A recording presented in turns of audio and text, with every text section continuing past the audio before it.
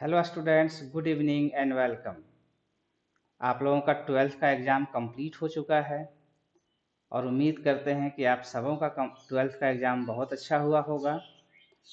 और जैसा कि आप सब जानते हैं कि आगे ग्रेजुएशन की पढ़ाई के लिए आपको CUET देना मस्ट है। तो CUET का प्रिपरेशन के तहत हम केमिस्ट्री डोमेन्स की तैयारी करवाएंगे और केमिस्ट्री डोमेन सब्जेक्ट में जो क्वेश्चन पूछा जाता है वो 12th का जो चैप्टर है उसी से पूछा जाता है। ठीक है, अगर आपने NCERT अच्छे से कर लिया है तो टोटल का टोटल क्वेश्चन आप सॉल्व कर सकते हैं। ठीक है, CUET के इंफॉर्मेशन पर हमने एक वीडियो बना रखा है और उसके डिस्क्रिप्शन लिंक में हमने इंफॉर्मेशन वाउचर भी ऐड कर दिया है। तो उस इंफॉर्मेशन वाउचर से जो भी कन्फ्यूजन होगा, कहाँ पे एग्ज़ाम सेंटर है, कितने नंबर का एग्ज़ाम होगा, नेगेटिव मार्किंग है या नहीं, ये सारा इन्फॉर्मेशन आप देख सकते हैं। ठीक है, केमिस्ट्री डोमेन्स के लिए हम बात करें तो केमिस्ट्री के डोमेन सब्जेक्ट में टोटल क्वेश्चन जो होगा वो 50 क्वेश्चन होगा। ठीक है, 50 क्वेश्चन होंगे केमिस्ट्री डोमेन में। 50 में से आपको आंसर करना है सिर्फ 40 क्वेश्चन का। ठीक है, और 40 क्वेश्चन जो होंगे, ठीक है, हर एक क्वेश्चन 5-5 नंबर के होंगे। यानी अगर आप एक क्वेश्चन को सही करते हैं, ठीक है, एक क्वेश्चन आपका सही होता है तो उसमें 5 मार्क्स मिलेंगे आपको। लेकिन इसमें नेगेटिव मार्किंग भी है। ठीक है, अगर एक आंसर आपका गलत हो जाता है तो -1 मार्क्स आपका कट जाएगा। यानी जितना भी आप मार्क्स ऑब्टेंड किए हैं उसमें से -1 नंबर कट जाएगा। ठीक है, तो इसलिए ये ध्यान रखना है कि जिस क्वेश्चन में पूरा तरह से कॉन्फिडेंट हो, ठीक है, जो बिल्कुल सही से आता है वही क्वेश्चन सॉल्व करना है, तुक्का नहीं लगाना है। ठीक है, क्योंकि तुक्का लगाएंगे तो आपका जो स्कोर किए हैं उसमें से भी नंबर माइनस होता चला जाएगा। ठीक है, क्वेश्चन जो होता है वो बेसिक्स होता है, क्वेश्चन का लेवल जो होगा वो 12th के लेवल का होगा। ठीक है, एकदम बेसिक क्वेश्चन रहता है। ठीक है, जो टाइम रहता है केमिस्ट्री डोमेन्स के लिए वो 45 मिनट्स का समय मिलेगा।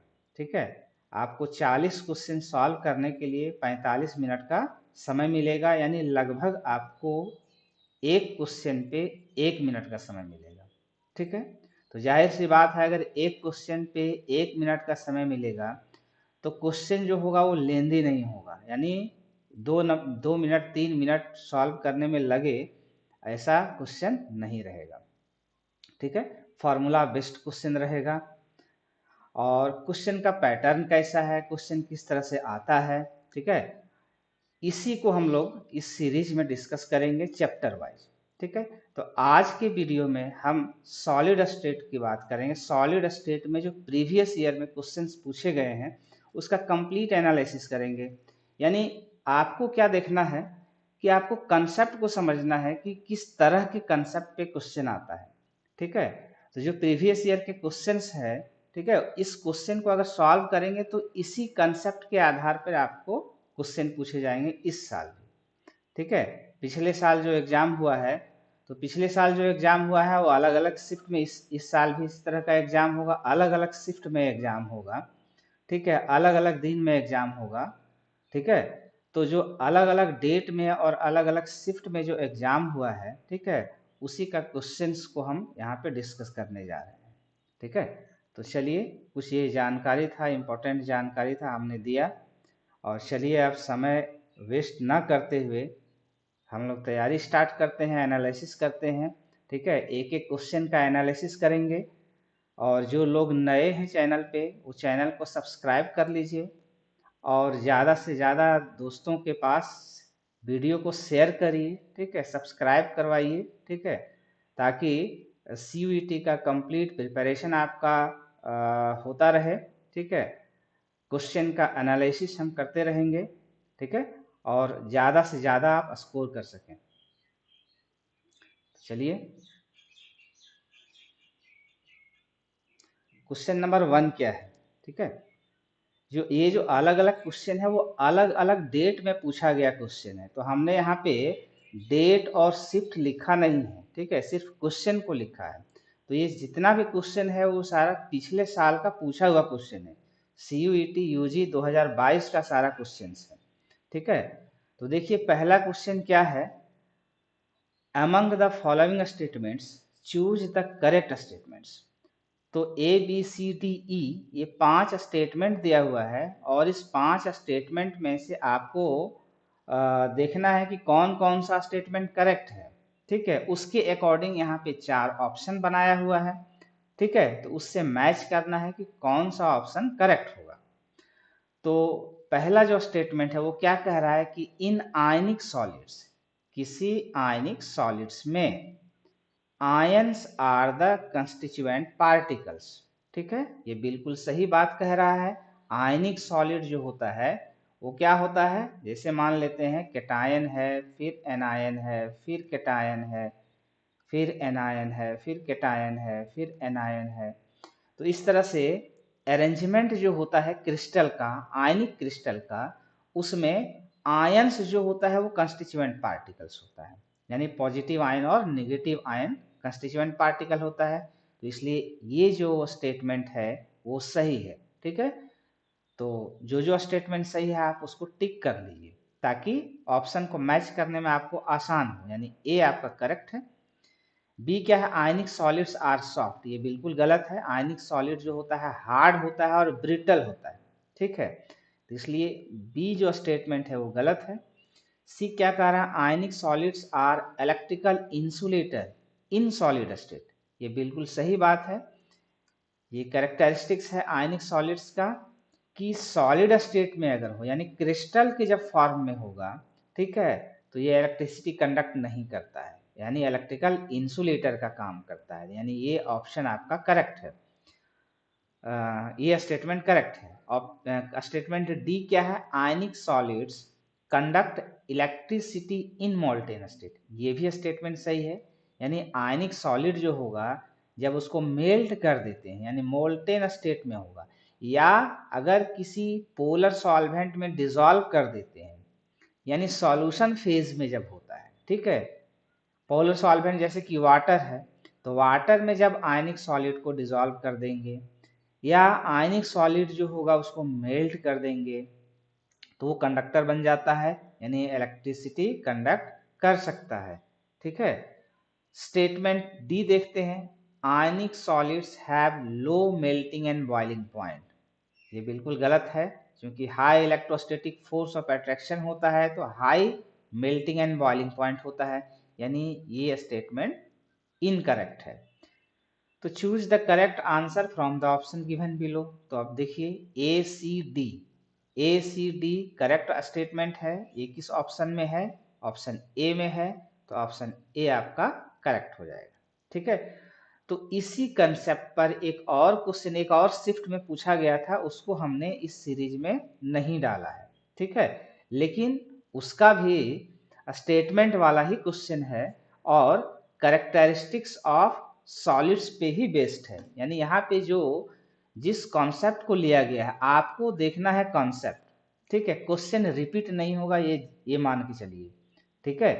कॉन्सेप्ट रिपीट होता है, ठीक है, कॉन्सेप्ट रिपीट होता है और आपको कॉन्सेप्ट पे ही फोकस करना है, ठीक है। तो चलिए हम बढ़ते हैं अगले क्वेश्चन की ओर। क्वेश्चन नंबर 2, क्वेश्चन नंबर 2 क्या है, atoms of element B form CCP lattice and those of the element A occupy 2/3 of tetrahedral voids, ठीक है। तो कह रहा है कि what is the formula of the compound form by the elements A and B, ठीक है। तो इस तरह का जब भी क्वेश्चन आएगा तो आपको करना क्या है, 1 यूनिट सेल के अंदर, ठीक है, 1 यूनिट सेल में, ठीक है, 1 यूनिट सेल के लिए आपको निकालना है कि ए एटम कितना होगा, बी एटम कितना होगा, और दोनों का सिंपलेस्ट रेशियो निकाल लेना है, ठीक है। अब ए एटम और बी एटम निकालने के लिए जो इंफॉर्मेशन दिया हुआ रहेगा, जो क्लू दिया हुआ रहेगा उसको यूज करना है, ठीक है। तो क्या क्लू यहाँ पे है, यहाँ पे कह रहा है कि बी जो है वो HCP लैटिस में है, ठीक है।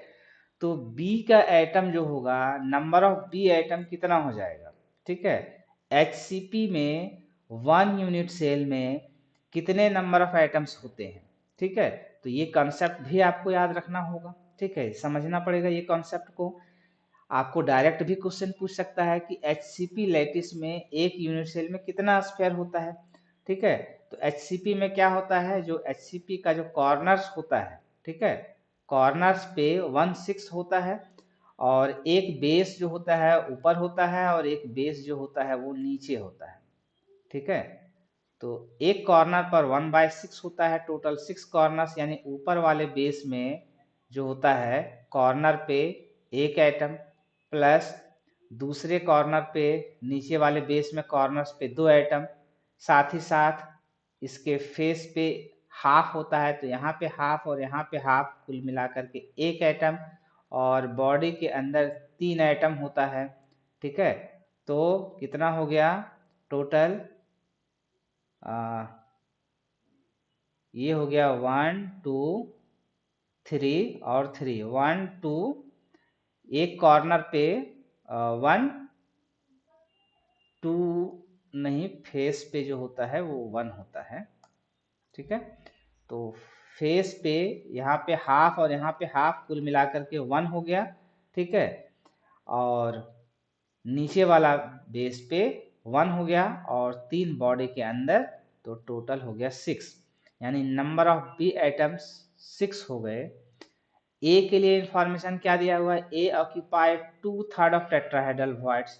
तो आपको ये जानना पड़ेगा कि टेट्राहेड्रल वॉइड्स कितने होंगे, ठीक है। तो टेट्राहेड्रल वॉइड्स जो हुआ वो क्या होता है, 2n के बराबर होता है, यानी कि यूनिट सेल में जितना नंबर ऑफ एटम्स है उसका डबल। तो HCP का यूनिट सेल में चूंकि 6 एटम है, तो टेट्राहेड्रल वॉइड्स उसका डबल हो जाएगा, यानी 12 होगा। अब 12 का 2/3 निकाल लेना है, 12 का 2/3,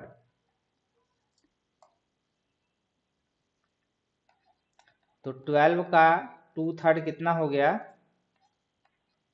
ये 4 बार में चला जाएगा 8। तो ए एटम हो गया 8 और बी एटम हो गया 6। तो ए और बी का रेशियो कितना हो जाएगा, 8:6। सिंपलेस्ट रेशियो लेंगे तो कॉमन फैक्टर इसमें कैंसिल हो जाएगा, 2 कॉमन फैक्टर है, तो ये हो जाएगा 4 और ये हो जाएगा 3, ठीक है।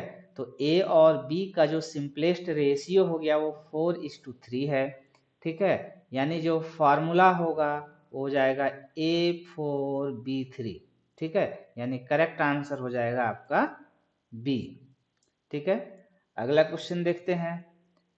In a FCC unit cell of those close packed atoms, uh, the radius of atom R, radius को R से डिनोट किया गया है, is related to edge length a और R के बीच में रिलेशन पूछा जा रहा है, किसके लिए, CCP के लिए, ठीक है, सॉरी, हाँ, CCP या FCC एक ही होता है, CCP और या FCC यूनिट सेल में A और R के बीच में रिलेशन पूछा जा रहा है, ठीक है।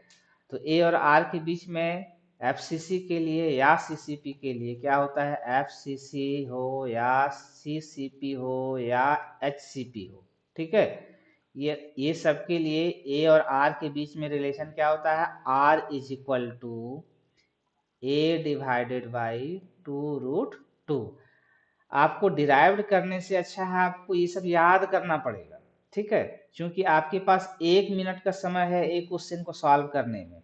इसलिए आप अगर एग्जाम में फॉर्मूला डिराइव करेंगे तो आप बहुत पीछे हो जाएंगे, ठीक है। इसलिए इसको याद रख लेना है, ठीक है। जितने भी क्लोज पैक्ड स्ट्रक्चर्स है, ठीक है, तो सबके बीच में क्या रिलेशन है ए और आर में।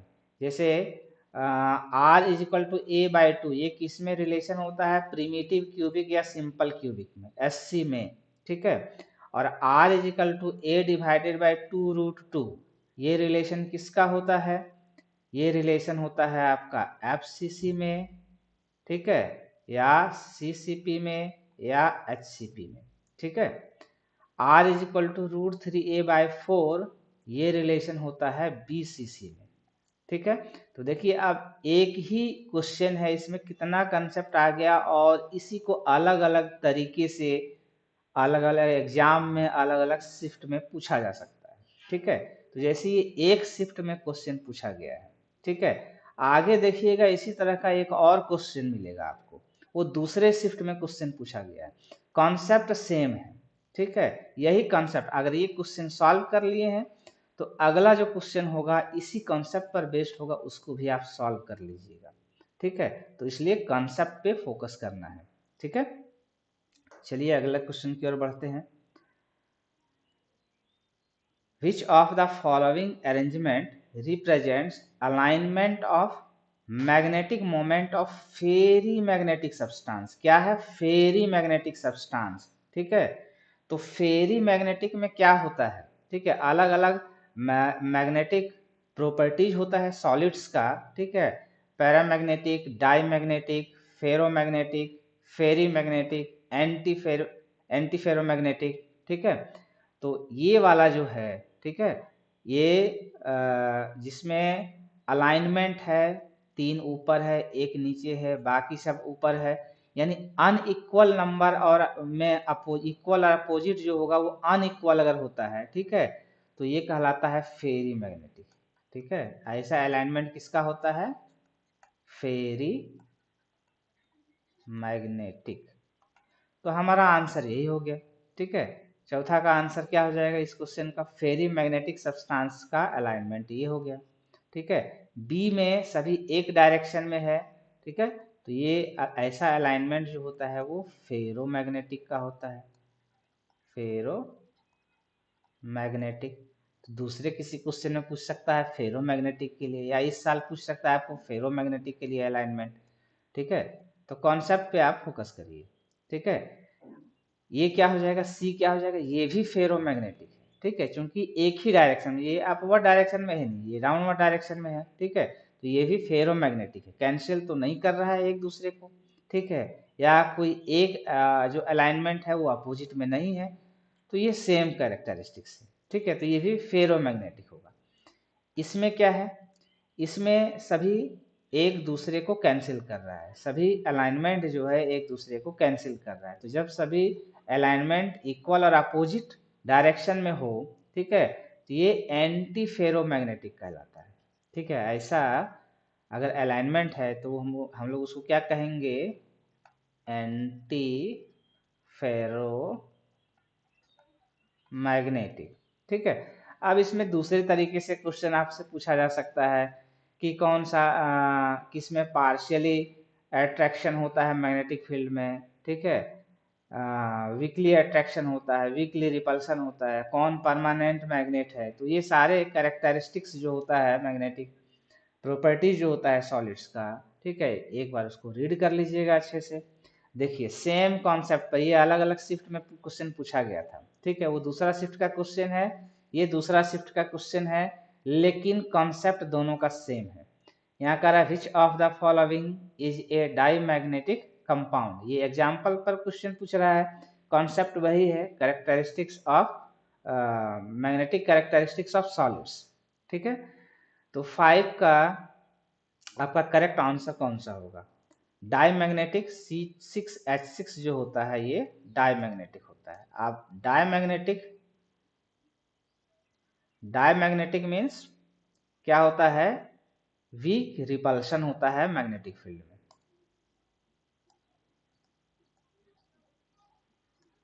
ये डाईमैग्नेटिक के लिए हो गया, तो करेक्ट आंसर जो होगा वो बी हो जाएगा। ठीक है, CrO2 ये क्या होता है? फेरोमैग्नेटिक का एग्जाम्पल है ये। ठीक है, एग्जाम्पल जो NCERT में एटलीस्ट जितना दिया हुआ है उसको याद कर लीजिएगा, वही अगर एग्जाम्पल से पूछता है तो NCERT से बाहर नहीं पूछेगा। ठीक है, और ये सारे के सारे एग्जाम्पल NCERT में दिए हुए हैं। ठीक है, CrO2 क्या होता है? फेरो मैग्नेटिक का एग्जाम्पल है। MnO क्या है? एंटी फेरोमैग्नेटिक का एग्जाम्पल है। ये एंटी फेरो मैग्नेटिक का एग्जाम्पल है। Mn Fe2O4। ठीक है, इस टाइप का अगर Fe 2O4 हो, Fe3O4 हो, और Fe2O4 में डाइवैलेंट मेटल लगा हुआ है, तो ये सारा का सारा ये एग्जाम्पल जो होता है वो फेरी मैग्नेटिक सब्सटेंस का एग्जाम्पल होता है। फेरी मैग्नेटिक सब्सटेंस, ठीक है। तो इसका करेक्ट आंसर तो बी होगा, इसका हमने एनालिसिस किया, ठीक है। ये बाकी का एग्जाम्पल किस किस सॉलिड सब्सटेंस का है। अगला क्वेश्चन देखते हैं, total number of atoms in BCC. BCC में टोटल नंबर ऑफ एटम्स कितना होगा, ठीक है। तो ये अंडरस्टूड है, ये 1 यूनिट सेल में पूछा जाता है, ठीक है। तो बीसीसी क्या होता है, इसका कॉन्सेप्ट आपको पता होना चाहिए। बीसीसी में क्या होता है, जो पार्टिकल्स होता है, कंस्टिट्यूएंट पार्टिकल्स जो होता है, ठीक है, वो कॉर्नर्स पे होते हैं और फेस के सेंटर्स पे होते हैं, ठीक है। कॉर्नर्स पे होंगे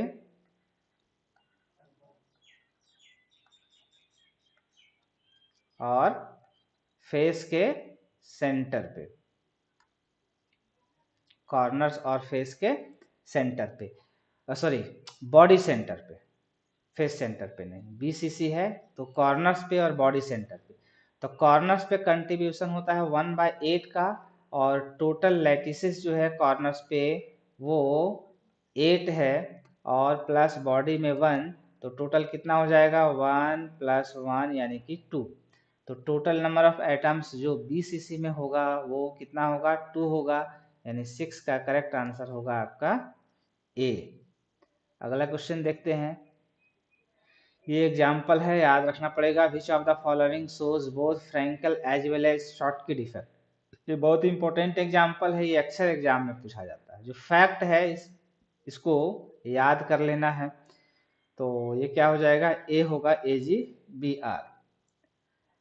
नेक्स्ट क्वेश्चन देखिए, efficiency of packing in BCC structure is found to be. तो एफिशिएंसी बीसीसी के लिए क्या होगा, ठीक है। तो बीसीसी के लिए क्या होता है, 68% होता है, कैलकुलेट कर सकते हैं। तो इसको भी याद कर लीजिए क्योंकि कैलकुलेशन में बहुत समय लगेगा, ठीक है। पैकिंग एफिशिएंसी सबका कितना होता है, पैकिंग फ्रैक्शन अगर पूछा जाएगा तो 0.68 हो जाएगा, 100 से डिवाइड कर दीजिएगा तो पैकिंग फ्रैक्शन आ जाता है। तो यहाँ पर पैकिंग एफिशिएंसी पूछ रहा है, पैकिंग फ्रैक्शन भी पूछ सकता है इस साल का एग्जाम में, ठीक है। यहाँ बीसीसी के लिए पूछा हुआ है तो हो सकता है एफसीसी के लिए पूछ दे, एचसीपी के लिए पूछ दे। तो 74% जो होता है सीसीपी या एफसीसी या एचसीपी के लिए होता है, ठीक है। 52.4% जो होता है वो सिंपल क्यूबिक के लिए होता है या प्रिमिटिव क्यूबिक के लिए होता है, ठीक है। अगला क्वेश्चन देखते हैं क्या है, मैच लिस्ट 1 विथ लिस्ट 2, ठीक है। लिस्ट 1 को लिस्ट 2 के साथ मैच करना है। तो लिस्ट 1 में क्या इंफॉर्मेशन दिया हुआ है, टाइप ऑफ यूनिट सेल, और लिस्ट 2 में जो इंफॉर्मेशन दिया हुआ है वो है नंबर ऑफ लैटिस पॉइंट्स, ठीक है। तो किस टाइप ऑफ यूनिट सेल के लैटिस पॉइंट कितने होते हैं, ये आप बहुत अच्छे से समझिए। यहाँ पे टेक्निकल वर्ड को, ये यहाँ पे लैटिस पॉइंट्स कहा जा रहा है, ठीक है।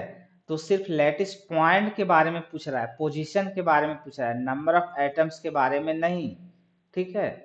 तो पोजीशन क्या होगा, primitive unit cell, primitive unit cell का जो पोजीशन होता है यानी एटम्स जो ऑक्यूपाई करता है वो कहाँ ऑक्यूपाई करता है, सारे कॉर्नर्स पे, ठीक है। प्रिमिटिव क्यूबिक में सारे कॉर्नर्स पे लैटिसेस होते हैं, लैटिस पॉइंट कॉर्नर्स पे होते हैं, और टोटल कॉर्नर्स 8 होते हैं, यानी ए का जो मैचिंग होगा, ठीक है, वो क्यूब के साथ मैच करेगा।